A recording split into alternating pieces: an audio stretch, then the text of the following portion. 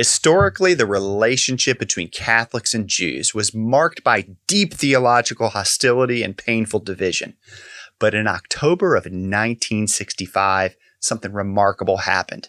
The Catholic Church dramatically re-examined and reversed its posture toward the Jewish people through an official declaration known as Nostra Aetate, which means in our time. Nostra Aetate opened the door for Catholics and many other Christians as well to rediscover the Jewish roots of their faith and to pursue genuine friendship with the Jewish community. Still, 60 years later, much work remains. The affirmations of Nostra Aetate call for ongoing reflection and real-world action. There's no better person to help us think about that future than Dr. Philip Cunningham, who's the co-director of the Institute for Jewish-Catholic Relations at St. Joseph's University. Today, Dr. Cunningham and I will explore how Jews and Christians can continue to build on the future begun by Nostra Aetate. All right, Phil. Hey, it's great to welcome you to the Bridge Builders Forum. I'm excited about this discussion because I meet people regularly who are involved in or interested in Jewish-Christian relations and bridge building who know very little or maybe nothing at all about Nostra Aetate. And so I'm hopeful that this conversation will help our diverse audience really learn more about the historical role of Nostra Aetate and its ongoing, future implications. So again, I am delighted to have you. Welcome. Thank you so much. I'm looking forward to talking about this very important declaration from the Second Vatican Council. Yes, absolutely. So I think before we get into our main discussion, just tell us a little bit about yourself and how you landed in this world of Jewish-Catholic relations. I'd love to hear a little bit of your story. So I grew up in Queens, New York, in a predominantly Irish Catholic, Italian Catholic, Jewish neighborhood. In those days, practically all of the Catholic families sent their children to the local Catholic parochial school. So it's not as if I had a lot of direct contact with Jews who lived on the same block or the next block or whatever. Sure. But I was certainly aware of the presence of more than my own particular ethnic group in the neighborhood.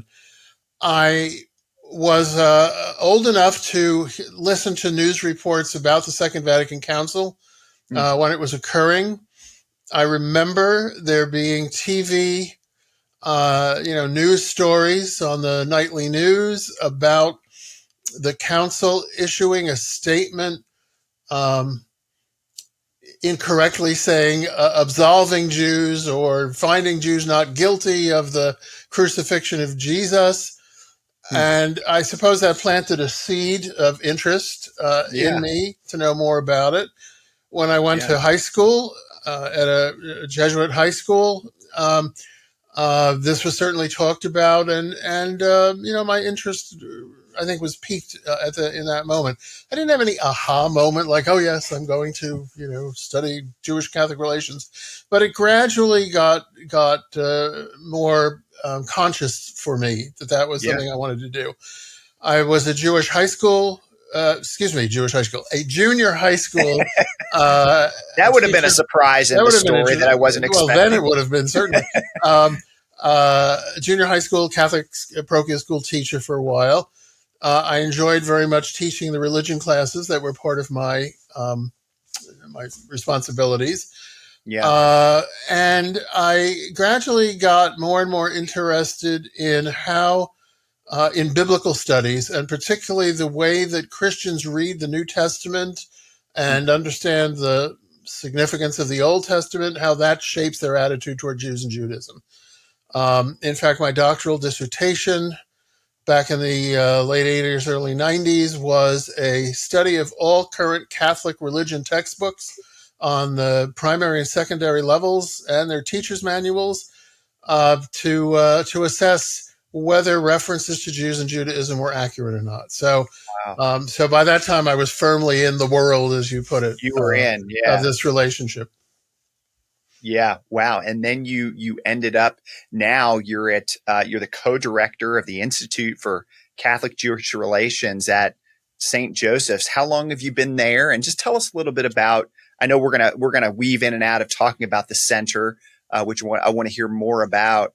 I got to tell you, Phil, even before you answer that question, last night I was at my synagogue. When we were recording this, we're on the heels of the fall Jewish Yes, holidays, yeah, yeah, Simchat yeah. The Torah. Simchat Torah, yeah, yeah. Yeah, and I was telling some of my, Chag Sameach, fellow. by the way. You Thank you, I still a appreciate couple that. of hours before Couple sunset. hours left, Yeah, yes. yeah. But I was telling some of my friends at synagogue that I'm interviewing somebody tomorrow from the Institute for Jewish or Catholic Jewish It's actually Relations. Jewish Catholic, but Jewish Catholic, thank you. At St. Joseph's, and they're like, "What? What is this? What this is?" It was just something that was profound. This idea that there would be even such a thing, and of course, there are many of these, which we're going to talk yes, more about. But yep. just tell us a little bit more about this, your role there, and what that Particular. even means.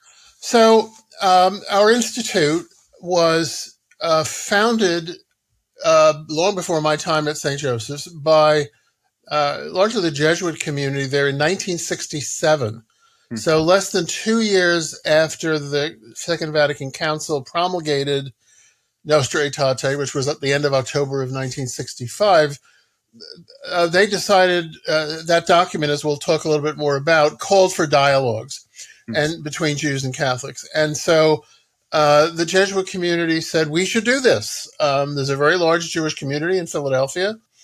And so they began what eventually evolved over the next almost 60 years into the Institute today. So, as I mentioned, I co-directed with a Jewish studies professor, Professor Adam Gregerman.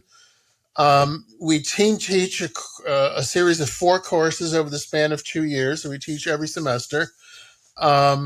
We do a lot of research and writing. We organize conferences. We have a conference that's or a research project internationally that will have its final meeting in Rome at the end of October of this month. Wow.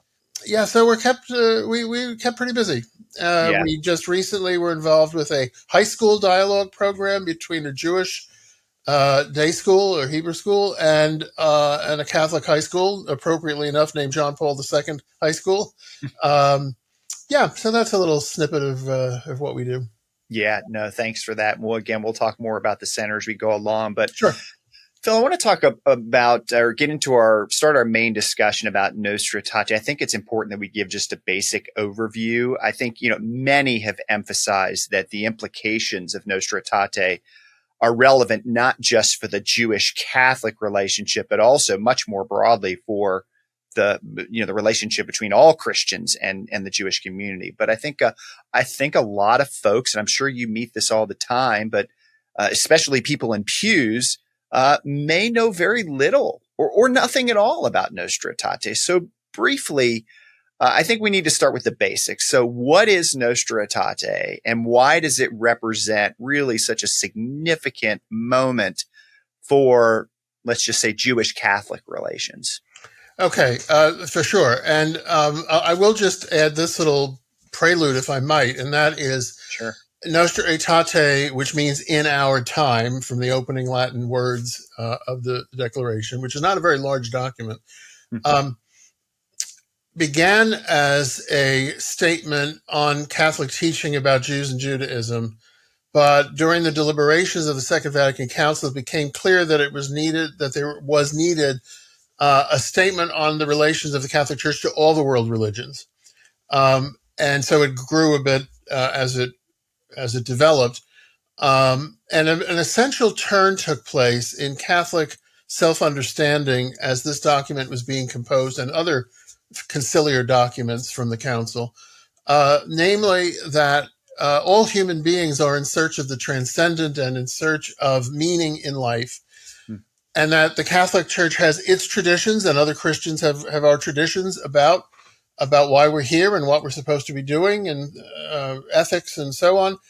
But we can learn from other traditions. That was the big turn. Earlier, really the Catholic Church thought it had all the answers and we could share them with other people, but there wasn't such a great interest in learning from other people. So this was a pivotal sort of reorientation that Nostra Aetate and a couple of other documents from the council made.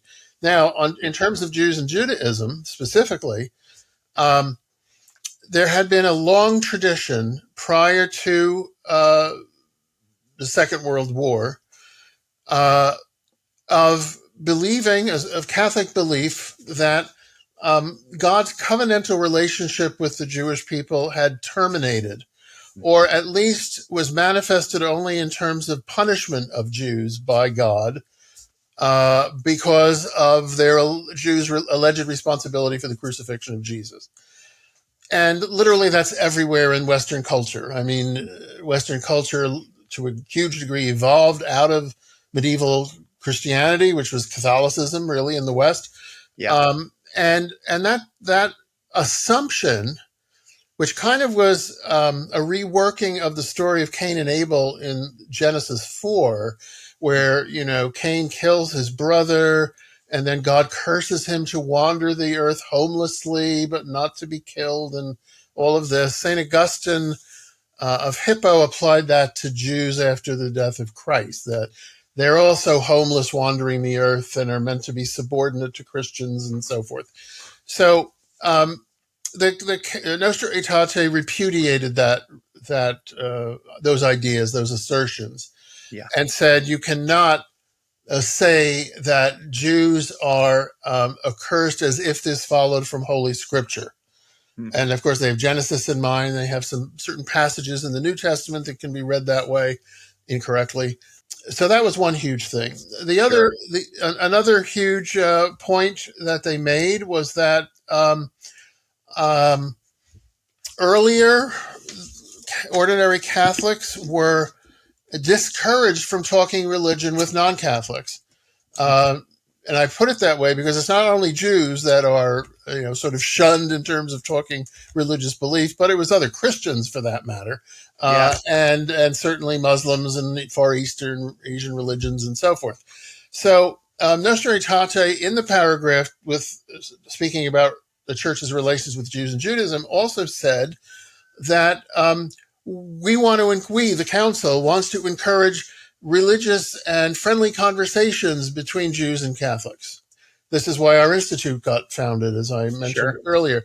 But that's a 180-degree reorientation, right? Don't talk religion with other people who don't really know anything.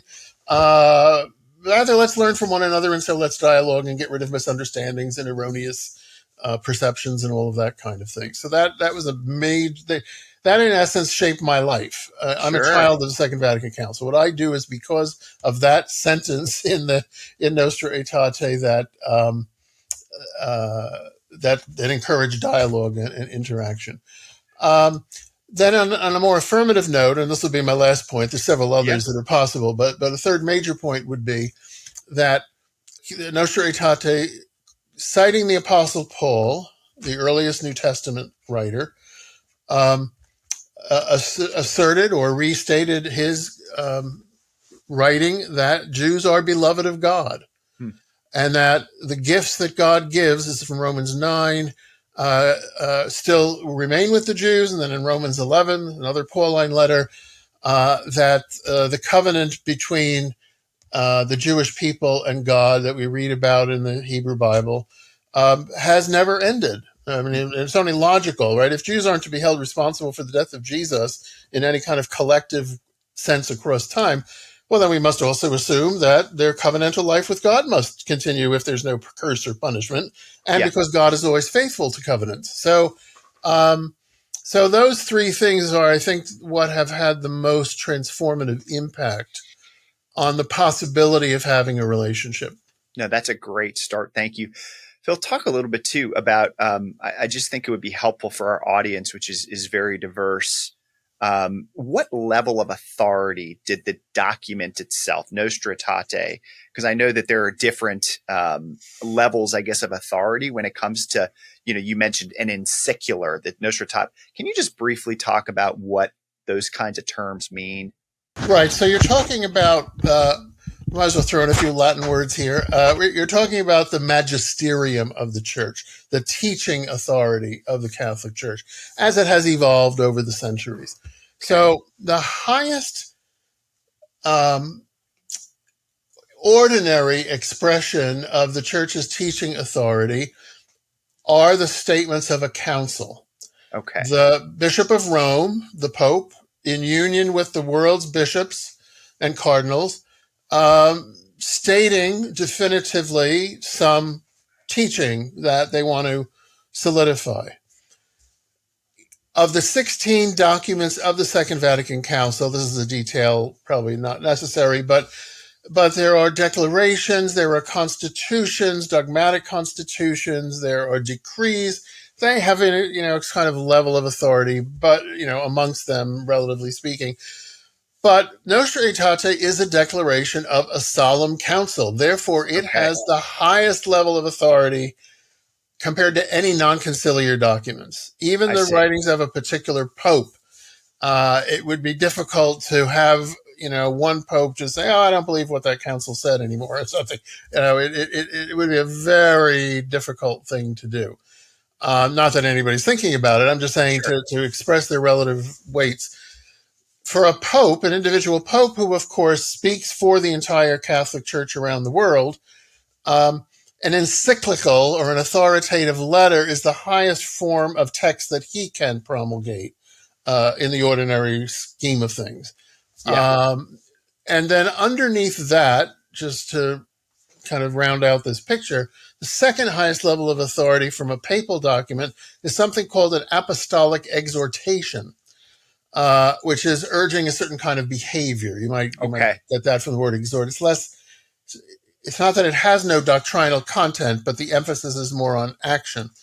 So I Yeah. mention that because one of the first formal text that Pope Francis issued as Pope in 2013 was an apostolic exhortation called Evangelii Gaudium, the joy of the gospel, Mm-hmm. in which he has a couple of paragraphs. It's a wide-ranging document and much Right. larger than Nostra Aetate by far. But he has a few paragraphs, 3 paragraphs on the relationship between the Catholic community and the Jewish community that sums up a lot of the stuff that happened in the intervening almost 50 years. So that's the second highest thing that has been Yep. stated on this topic in a formal way. In the history of the church, despite Catholic Church, Yeah. despite the almost unanimous negative stance toward Jews and Judaism over the centuries, those feelings or those orientations were never expressed in a formal church document. It was just sort of taken for granted. Like Uh-huh. the sun rises and sets. Jews are opposed to the church. We don't like Jews so much. And everybody just sort of, okay, that's the way it is. So Nostra Aetate, in effect, was the first formal doctrinal statement on the church's relationship to the Jewish community, and then sort of seconded and expanded a little bit by the subsequent popes, but particularly by Francis with this apostolic exhortation. That was something I learned in your recent lecture where I heard you speak at Boston College. That there, I just assumed, that there had probably been other statements that were official church doctrine or encyculars or something like that. But that was fascinating and significant to learn that Nostra Aetate is the first stamped, The formal, that's the formal, word. formal. Okay, Individual popes may have said sure. nasty things, kind of as a Uh-huh. casual, just taken for granted sort of thing. Right. But no, this is where there's an actual, no, we're going to write what will be doctrine about Yes. this topic. Got it. Okay. So I want to, that's a good pivot point into my next question for you, and in which I want to talk about the historical context that made this watershed moment in 1965 possible. And again, along this line, I was just fascinated by something you mentioned in that lecture I just referenced that you gave at Boston College. You noted that as recently as 1938, there was a draft, and I want to emphasize, just as you Yep. did in your presentation, a draft. This never went out, but it was a draft of a circular document created for Well, Pope an Pius. encyclical. So Encyclical. that Encyclical. highest level of Yeah. papal text. Thank you. So it was created for Pope Pius XI, and it spoke very, very negatively about Jews and Judaism. Again, 1938. Now, very importantly, again, this was never promulgated, but you said that this encyclical did reflect common Catholic thinking at that time. And so, one of the things you noted in your lecture was that this draft advocated for social separation of Jews from the rest of humanity, referred to them as spiritual contagions. So if that kind of thinking was characteristic of the Catholic Church as late as 1938, what were the factors that led to such a radical shift by 1965 with Nostra Aetate? To me, that's mind-blowing. Yeah, and it illustrates well the almost day and night contrast between pre-Nostra Aetate and post-Nostra Aetate perspectives. Right. Not just in the Catholic Church, but in other Christian communities, particularly in the West as well.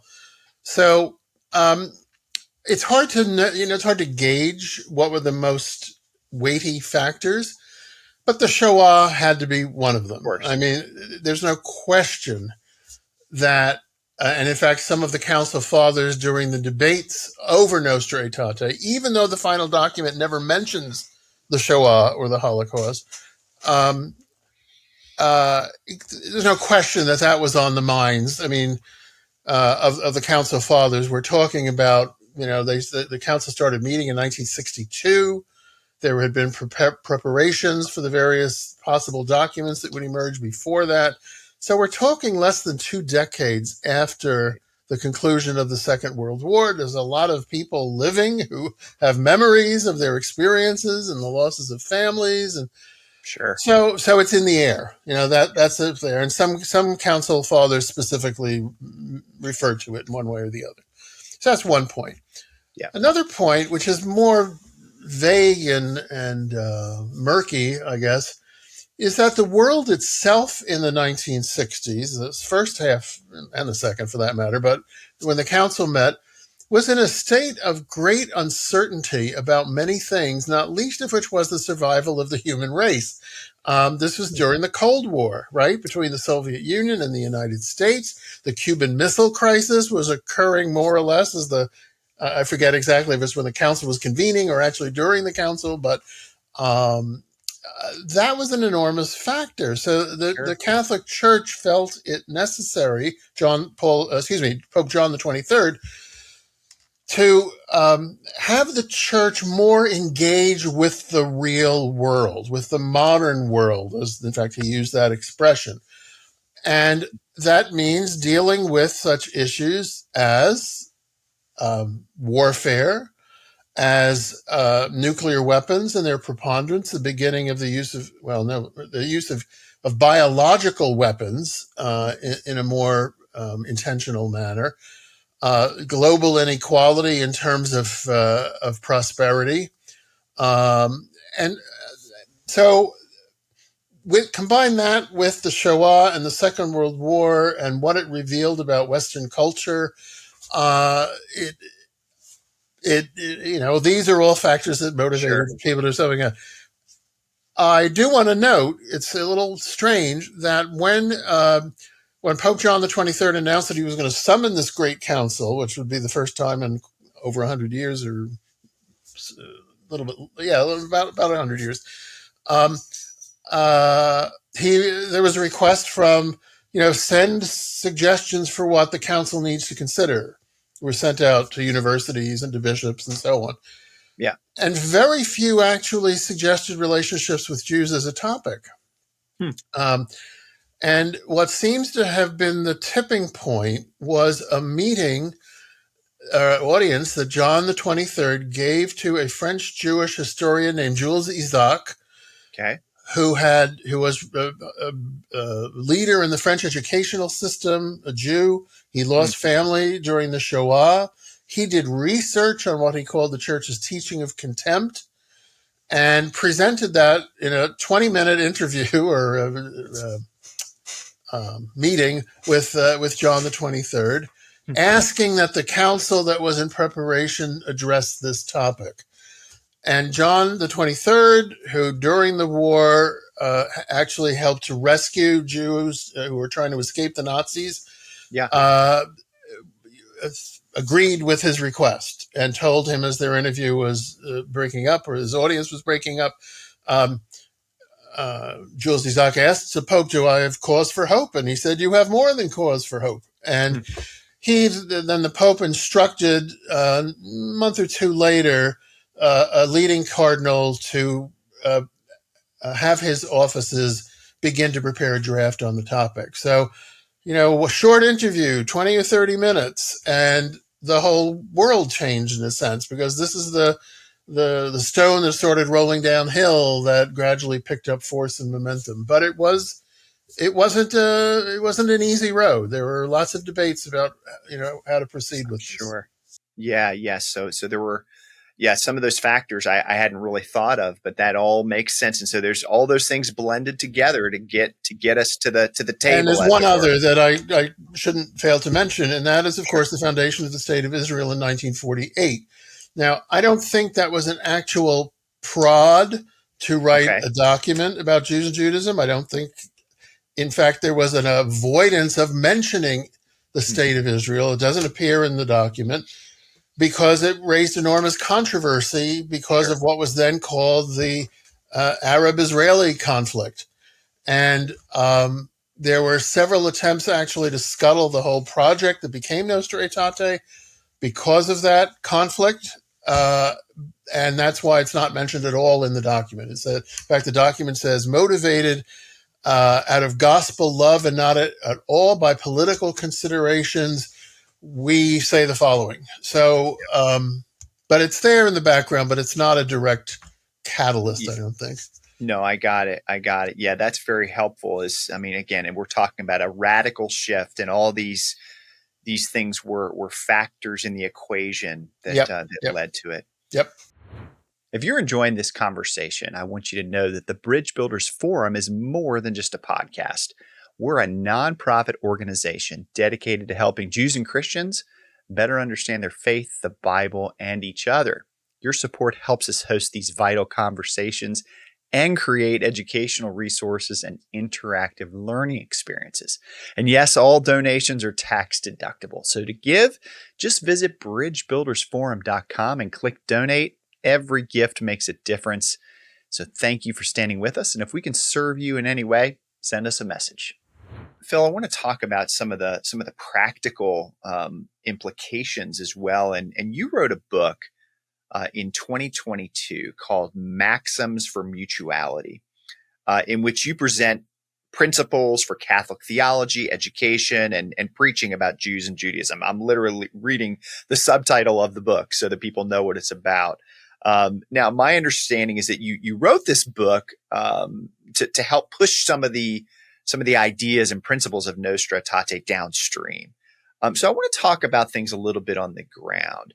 So how have Nostra Aetate and the documents that have followed it affected the way Catholic priests and parishioners think about Jews and Judaism in pulpits and pews?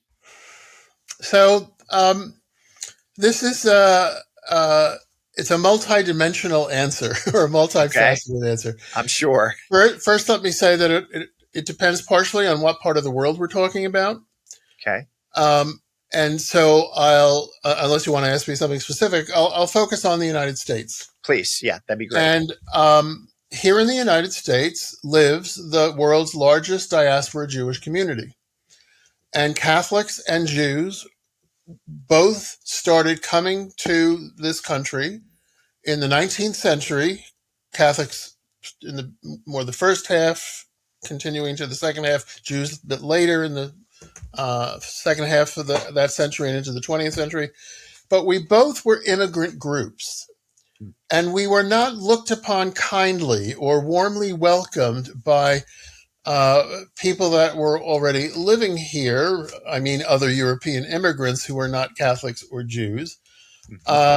And a whole movement called the nativist movement objected to letting all of these papists who are simply here to follow the orders of the Pope, old Reformation era slogans, Okay. or Jews, we shouldn't be letting them come into the country the way they're coming in. And the Irish Catholics really came in huge numbers because of the potato famine in the middle of the 19th century. And so we tended to live in cities, as immigrants tend to do.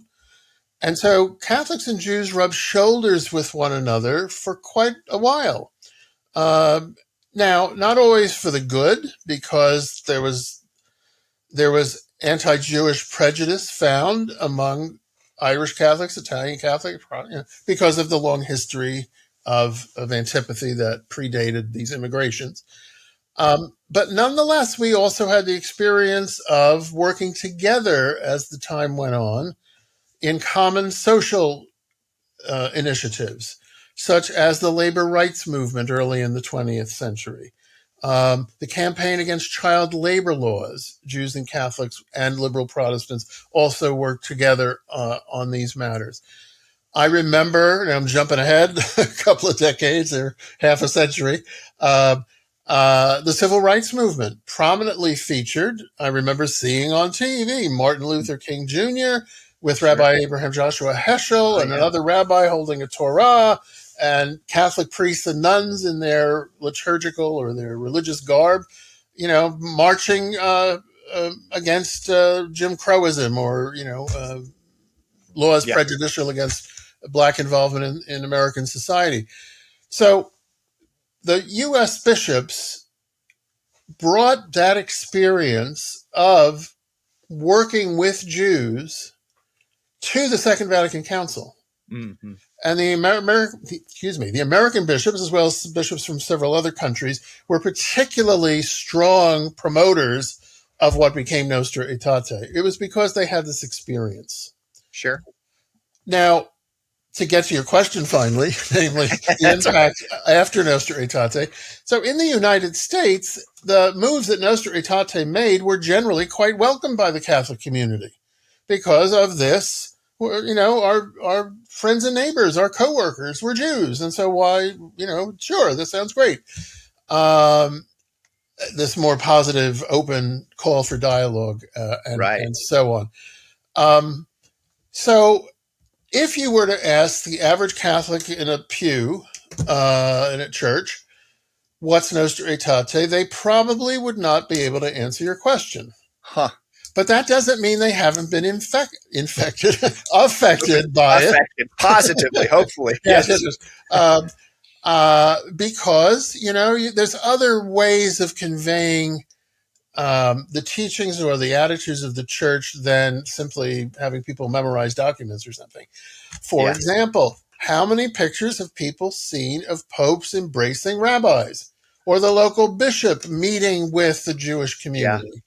Or a rabbi coming and giving a sermon, maybe not in the formal sense, but nonetheless in the context of a Catholic mass, and vice versa, right?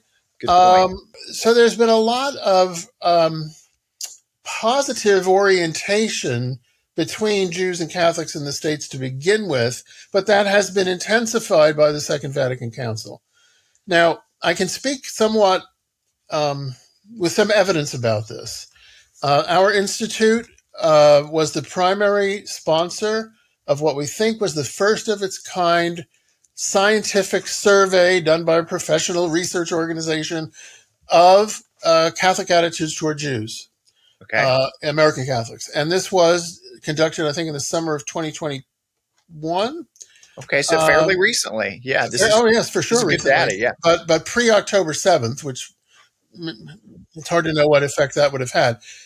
But the evidence was conclusive that American Catholics have a positive view toward Jews in general. I don't have the statistics right in front of me, but it was like, we're talking 75, 80%.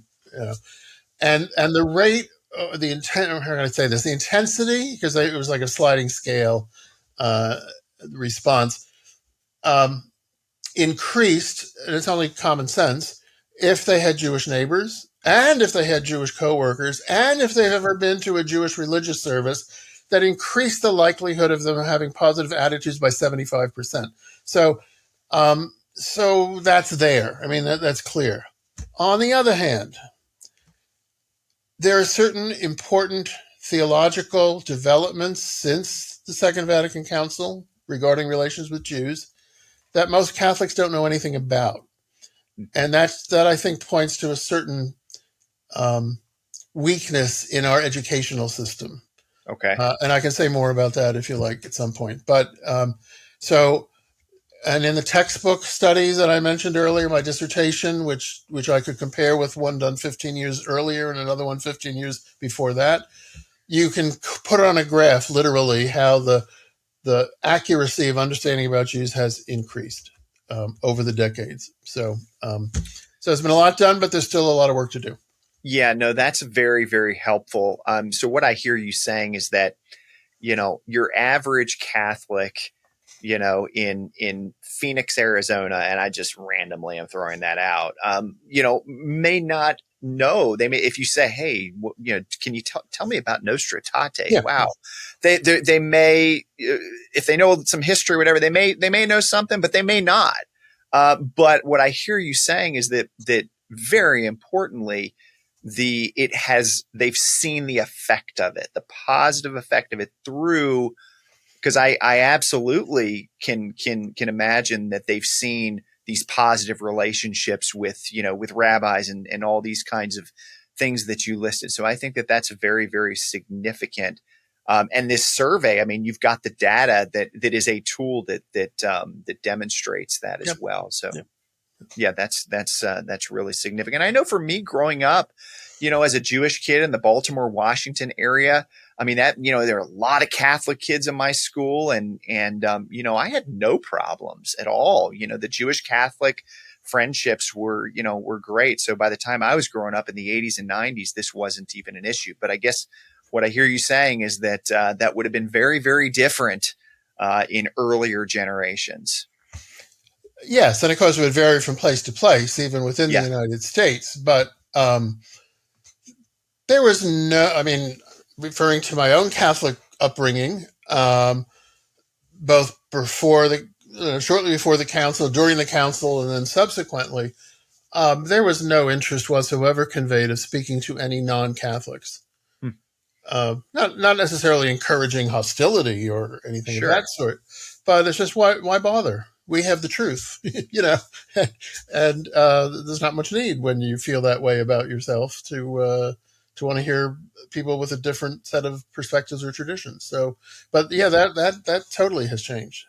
Partially because we live in the United States. That's I got it. And I appreciate how you're that's an important, I guess, caveat, nuance, however we want to put it, that this is not, it can be different in different places is what I hear you saying. Or it can be looked upon as a gift in the sense that, so this is something that the Catholic community can bring to Catholics all around the world. Right. Yeah.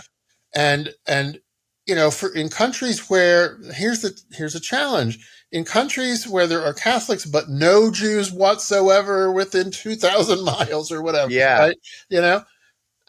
It's not an issue exactly. And so there's a danger of Catholics in certain parts of the world without Jews just simply having stereotypes or caricatures that are still subtly conveyed. Yes. In our scriptural texts and in some homilies. So, nobody's going out saying, the Jews are going to burn in hell for not believing in Christ, like we used to say. That kind of thing would be. I think the local bishops would take action against somebody who are saying that kind of thing. But that doesn't promote friendship exactly, to simply have a null response or a neutral comment. Whereas I think as Catholics should be, and I'll say more about this as we go on, but I think we should be promoting a very positive engagement with the Jewish community. Yeah, thank you. I want to talk a little bit, we're already touching this a little bit, about really what's happened since Nostra Aetate. So since this watershed moment, there have been additional efforts, gestures, and statements that have kept this flow moving in a positive direction. I'm trying to work out some of the implications, of course, Pope John Paul II did tremendous work in this area. Yep. But I want to ask you about a powerful statement that you've already alluded to, that was included in an apostolic exhortation released by Pope Francis in 2013. And it's just, wow. It's just, I had not heard this before, but it really moved me. So he included a section about the Jewish people in that exhortation. And I'm going to quote just one part of it, and then I want to hear your thoughts and maybe unpack it a little bit for us. So Pope Francis wrote, God continues to work among the people of the Old Covenant and to bring forth treasures of wisdom, which flow from their encounter with his word. For this reason, the church is enriched when she receives the values of Judaism. It chokes me up a little bit, actually, to read that. Yeah, that's an incredible affirmation from Pope Francis. How do you interpret this statement, Phil? And what are some of the implications of that incredible statement? There's a lot that could be said about this statement, and it's really, I think it's very perceptive on your part to notice that, oh, this is an important sentence here. This is not just a passing thought or something. So let me give a tiny bit of background and say that one of probably the single most important development in Catholic theology after Nostra Aetate was John Paul II's, very strong promotion or implementation of Nostra Aetate and trying to build new relations and so on. So he said early in his pontificate, he was elected, if I recall correctly, in 1978.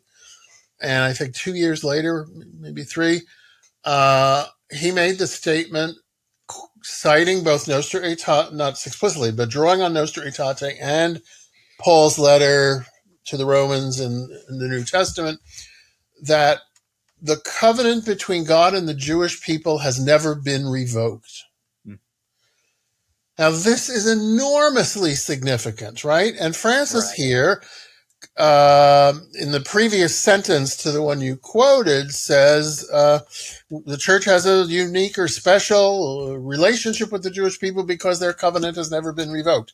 And that's drawing directly on John Paul II, drawing directly on Nostra Aetate, drawing upon the letter of Paul to the Romans, chapter 11 and 9.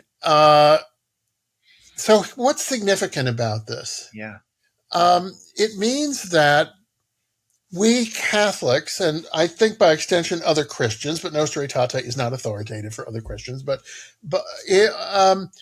we have to recognize that when we encounter the Jewish people in dialogue or in their rituals and traditions and so forth, that we are encountering a people who are in covenant with God just as we are. Now, I say just as we are in the sense of we're both understand our communities to be in a particular kind of relationship with God, and it's the same God. We live out this relationship in different ways. We have different rituals. We have different doctrines, if you want to use that word. But they're analogous. They have a lot of resonance with one another. And therefore, our relationship, because we're relating to the same one God, has got to have a lot of parallels and analogs. I'm not saying they're identical. There is distinctions that must be respected and so forth and so on.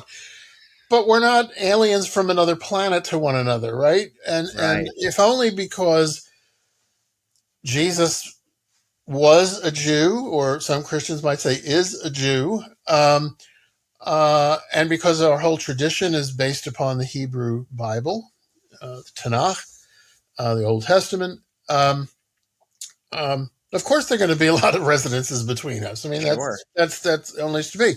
Among the resonances that this sentence that you've cited, that Francis makes about God working among the Jewish people who discover treasures of wisdom in their encounter with his word. Well, how do Jews encounter God's word? They encounter it in Torah, in Torah study, various movements and traditions within Judaism interpret it in different ways and so forth. But Francis is saying that there's a living, learning dynamic between God and the Jewish people that is centered on or mediated through Torah. Mm. For Christians, that presence of God in the community, we often talk about in terms of the Holy Spirit. Mm. So Christians understand when we study the Bible, to make the analog a little more direct, and we have lots of different ways of interpreting it amongst different Christian communities. That's a whole other vast category or topic. Well, we feel that the Holy Spirit is with us, helping us to understand the text better.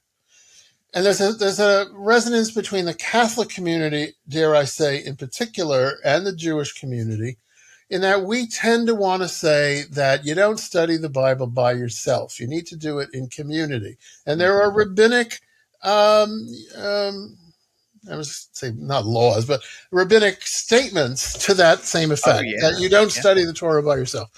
Sure. And when it's like the concept of chavruta, studying together with a partner. I mean, that's very, which is, by the way, just to make a little sidebar comment, which is the relationship that my colleague Adam and I feel we have with each other. It's beautiful. That we're an interreligious chavruta.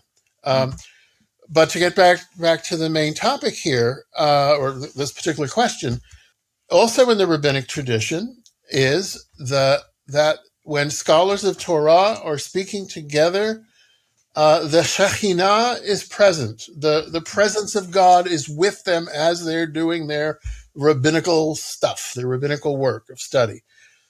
Well, that's the same thing to the Holy Spirit being present for us. Sure. Right? Now, I'm not saying they're exactly the same, although Ruach HaKodesh is the Spirit of holiness is present in the Jewish tradition. So this is why Francis's statement, which really encapsulates a lot of the 50 or whatever it was years from Nostra Aetate to when he wrote this, is really accentuating that our two communities, both descendants of biblical Israel in different ways, like a bifurcating tree, we are walking with God in quite similar ways. And I can't think of, I keep using the word resonating. Echoing, I don't know what word to use, but there's an organic interconnection there. I got it. Yeah. Phil, I think I could spend the rest of the time just almost breaking down, more words in this statement here from Pope Francis, but we need to move on. But I appreciate you sharing about that. It really is quite profound. This statement, the church is enriched. Again, I think it's just beautiful and unprecedented in Christian history. You will never find anybody saying that before Nostra Aetate that I know of. I mean, I don't claim to know everything that everybody had ever wrote, but it's there. And you, by the way, in 2015 have had similar sentiments expressed by Jewish authorities, including some major Orthodox groups, saying, yes, we see you as partners in bringing the world to healing and to wholeness. That's very significant too. And actually that provides a good segue into my next question. I want to make a little shift and talk a little bit about your take on the Jewish response to Nostra Aetate. So I've had Dr. Tzvi Novik on this podcast. Yep, I know Tzvi. Yep. Tzvi is an Orthodox Jewish professor at Notre Dame. And he spoke, just in our conversation on some other topics, but related, spoke very positively about Nostra Aetate in his book as well as in our conversation. But in general, how would you describe the receptivity of Nostra Aetate from the Jewish community? So let me begin by saying that let's not overlook the reality of an Orthodox Jew teaching at a Catholic university. All right? Right. That would not have happened before Nostra Aetate, I can assure you. So, there you go. So that shows things have happened. Now, at the time Nostra Aetate came out, there was as is not surprising, a variety of responses in the Jewish community. Some people said it's a little too late, particularly, again, within very short living memory of the Shoah. One rabbi was quoted or wrote that all we Jews want from you Christians is that you leave us and our children alone, which is a reasonable, Sure. statement given the circumstances. Yeah. Others were more positive, saying this is historic, the first time the Catholic Church has, and in fact, I believe that Rabbi Heschel, who actually gave some advice while the council was in session, while the text was being composed, Abraham Joshua Heschel, said something like, this is the first time in the history of the Catholic Church that there is not a specific desire expressed to convert Jews. So he saw that as a positive feature, and there was a debate about that during the council. So I think to kind of give a broad view, we had, again, speaking in broad sweeping strokes, we Jews and we Catholics have never really talked to one another in centuries and centuries and centuries. We had forced disputations, forced public arguments between rabbis and bishops or priests or whomever to kind of show how bad or how ignorant Judaism is. There probably were individual friendships over the centuries, but didn't have any influence, or we don't know anything about them. So we did not have the habits of knowing how to talk to one another at all. Well, you don't just say, let's talk, kind of like Joan Rivers, can we talk, but, and suddenly expect it to happen. It takes time. Right. It takes time to learn each other's contexts. Even the words that we use have different valences in our two communities, particularly the word Messiah, for example. We Christians mean something really different today than what late Second Temple era Jews in the first century meant by the word Messiah or Messiahs. And other words, salvation, redemption, like all of these freighted and weighty religious words don't mean the same thing in each community. So it took some decades to get used to each other's dance moves, so to speak. Yeah, well said. How do we do this?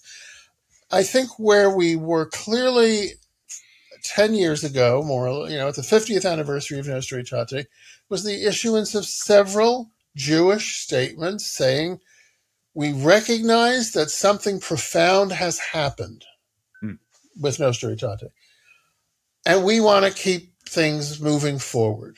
I mean, that's how I summarize this. It was a French Jewish statement. It was sort of pan-Jewish movement, not Orthodox or Reform or majority, but across the board, saying something like, this is something hugely historical has taken place, and what's our duty as Jews? It's to respond positively and to work in synergy with our Christian brothers and sisters.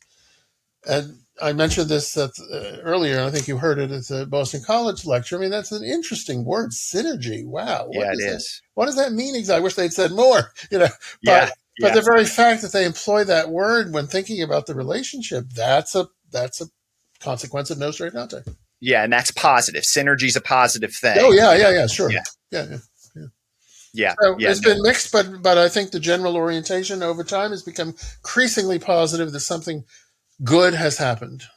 Yeah. And again, right there in your own context, I just love it how you've mentioned, your relationship with Dr. Adam Gregerman, who I've met actually at SBL before a number of times. I've met him. So I just think it's again another example of the positive, the synergy, I guess we could say, for sure, on the Jewish side. So I think that's great. Yeah. So I mentioned in the introduction that you're a professor and you're the co-director of the Institute for Jewish Catholic Relations at St. Joseph's in Philadelphia. Mm-hmm. And I want to ask you about, we've mentioned a few times the 50th anniversary. We're right in this year, the 60th anniversary, but 2015, understandably, was a big year because it was 50 years since Nostra Aetate. Yeah. And I want to ask you about a significant sculpture at St. Joseph's that was created in 2015 to commemorate the 50th anniversary of Nostra Aetate. On the face of the sculpture, it says synagogue and ecclesia, or synagogue and church. Ecclesia, of course, being the Greek for church. Synagogue and ecclesia in our time. Synagoga, actually. Synagoga. Greek Okay. for synagogue. Yeah, there you go. So synagoga and ecclesia in our time. And Phil, I wish more people knew about this sculpture because it's beautiful and historically significant. So talk to us about what this, I'd love to hear a little bit of the story about that sculpture and really how it represents such a great development in Jewish Catholic and Jewish Christian relations. Right. Thank you. So we touched on this a little bit earlier when I referred to Pope Francis's and Pope John Paul II's, and also Pope Benedict, by the way, affirming that Jews and Catholics and other Christians, but I won't speak for other Christians, are covenanting with God. And notice that I used a verbal form of covenant because covenant is not an object like this that I have and I can take away or give or whatever, but it's a living relationship with God. Yeah. And so if one wanted a little phrase to sum up Catholic teaching as it has evolved since Nostra Aetate, it would be co-covenanting companions. We Jews and we Christians are both covenanting with the same Holy One in a covenant that has many reciprocal, that's not the best word, that has many similar duties to God as being part of this relationship with God. Certain ethics, certain ways of behavior, which are almost identical between Jews and Christians. And so when the 50th anniversary of Nostra Aetate was coming on the horizon, we at St. Joe's wanted to mark that anniversary in a particularly creative way. And it took us some time to figure out what that might be. But eventually we landed on this image of church and synagogue. And the image of contrasting synagoga and ecclesia in Christian artwork goes back way into the Middle Ages in Europe. And there are always certain features to their portrayal. Synagoga is always kind of hunched over and defeated. She has either a Torah scroll or upside down 10 Commandments, the tablets of the commandments, ready to fall from one of her hands. The crown that was on her head has fallen off. She has a staff or a scepter that has broken in half. And she's always has obscured vision. Either she's wearing a blindfold or there's a demon on her face or something that obscures the truth of the gospel from synagoga. And of course, this is from a Christian point of view. Whereas the church is majestic and robed and wears a crown and has a scepter of authority and so forth.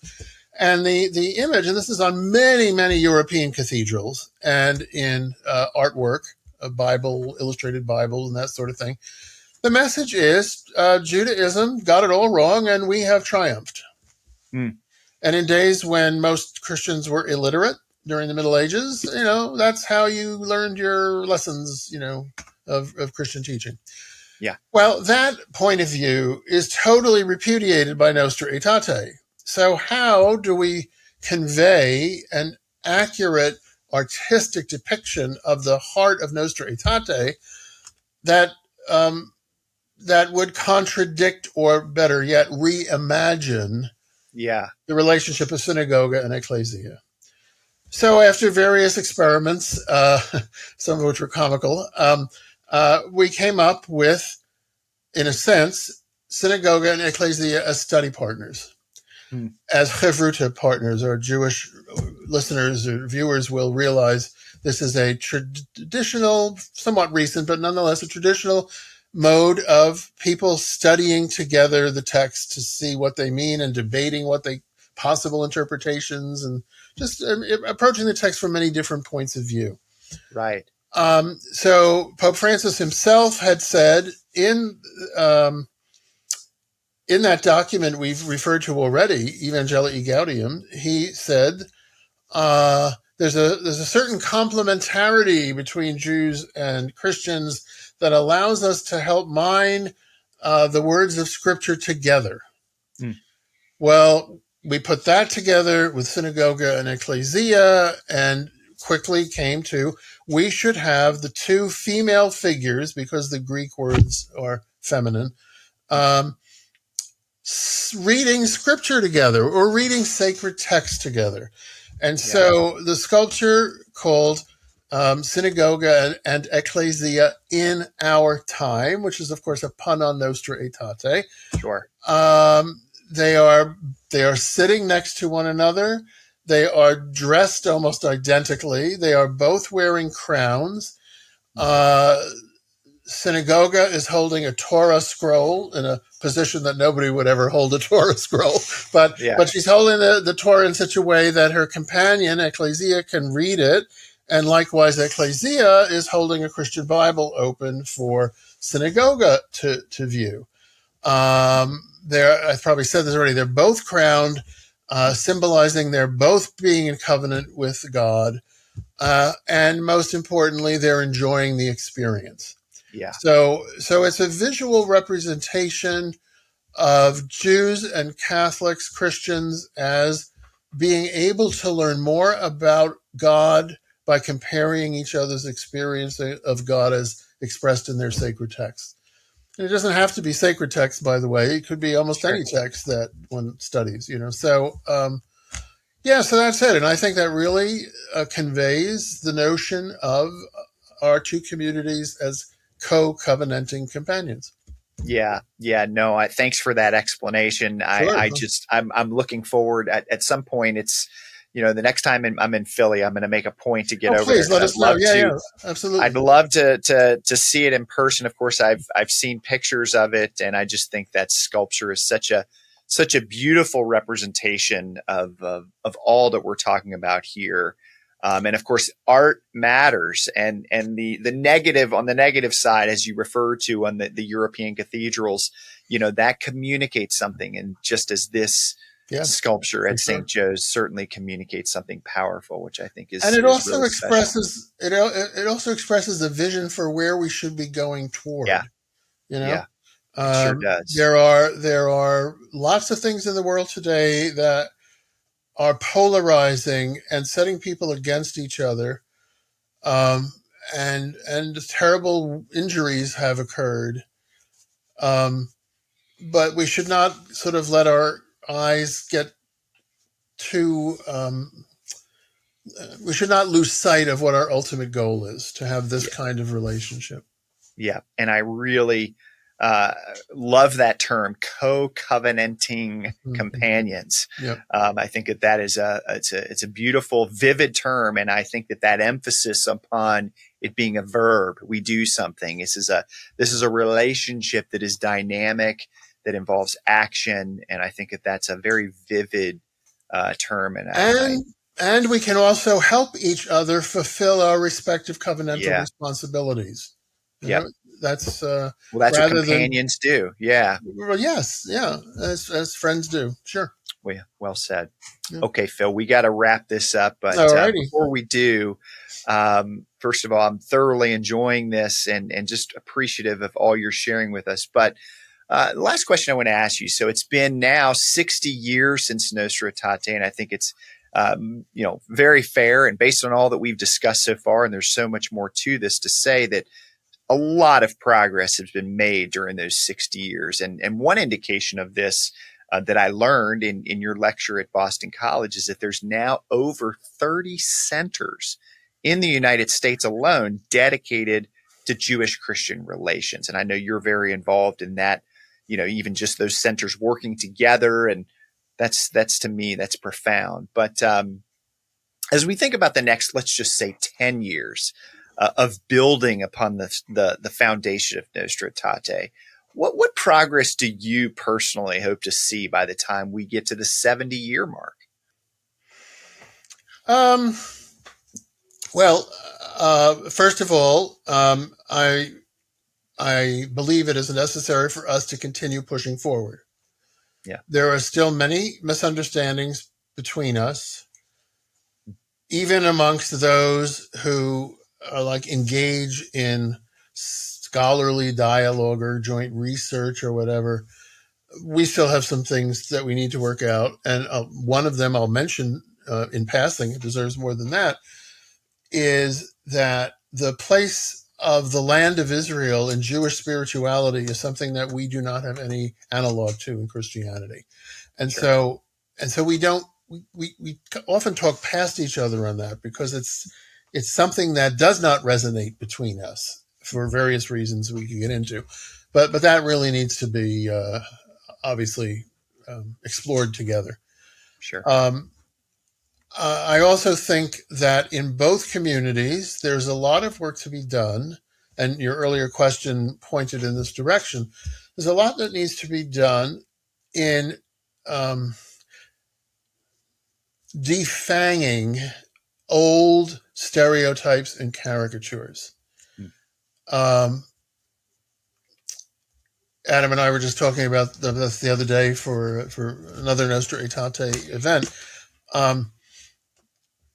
In our classrooms, when we teach mostly Catholic, some of whom went through Catholic grammar school and high school, we still regularly run into, even though none of the things we assign as readings say this, students having the notion that Jews are kind of legalistic interpreters of the Torah and that law sort of supersedes anything, which Yeah. of course is a totally bogus caricature, as as evident in many rabbinic discourses. But it's part of our culture, I guess. It's there, or it may also be in part of the sermons that people hear in churches when there's a particular New Testament passage. So we got a lot there, and I think in the Jewish community too, there's still a considerable number of people. I haven't done a survey; I can't tell you the percentages. Of American Jews even who kind of have the attitude, well, Christians are not trustworthy, and we really shouldn't have anything to do with them because they're only going to want to convert us eventually. If they maybe Right. now there's a temporary Holocaust guilt or something that's putting the brakes on that natural Christian impulse, but don't get your hopes up, kind of thing. Mm. Now, that's partially on Christians to demonstrate that there has been a real change for sure. But there's also misunderstandings about what Christians believe in the Jewish community, which is not a criticism. Why should Jews know a whole lot about Christian doctrine or whatnot? Right. But nonetheless, Right. If we're going to really promote mutual understanding, then some of that ignorance and some of that caricature in both communities needs to be tackled directly. So I'd like to see that happen in the next 10 years. Definite progress in that direction. I would like to see, as a Catholic in particular, any Catholic theological work needs to reckon with Jewish traditions of understanding whatever the topic under discussion is. I think a Catholic theology that does not reckon with Jewish approaches to questions is an impoverished one. And I'd like to see that more conscious. There's a variety of theological specialties. And I'd like to see other specialties besides biblical and historical theology really get into benefiting from the wisdom that Pope Francis spoke about in the Jewish tradition, present in their theological work. And I'd like something not necessarily reciprocal, but something in a similar direction on the part of Jewish theologians. And you do see that already. But let's keep that going. Yeah. I should mention, don't have it within easy reach here, but I should mention something that maybe some viewers don't know of. But there's a volume called the Jewish Annotated New Testament, which is an amazing thing in and of itself. It's something like 60 Jewish scholars who are biblical experts in the New Testament or the era in which it was written, commenting on all of the New Testament books and lots of topical articles on different themes. I mean, that again, who would have thought something like that Who would would have be thought? possible before Yeah. 1965, right? Yeah, it's a So, great volume. I love yeah, that. I reference it all the time. It's by yeah, Amy Jill Levine and yep, Marcus V. Bretler. But thank you yep, for bringing that up because that's a yeah. great resource.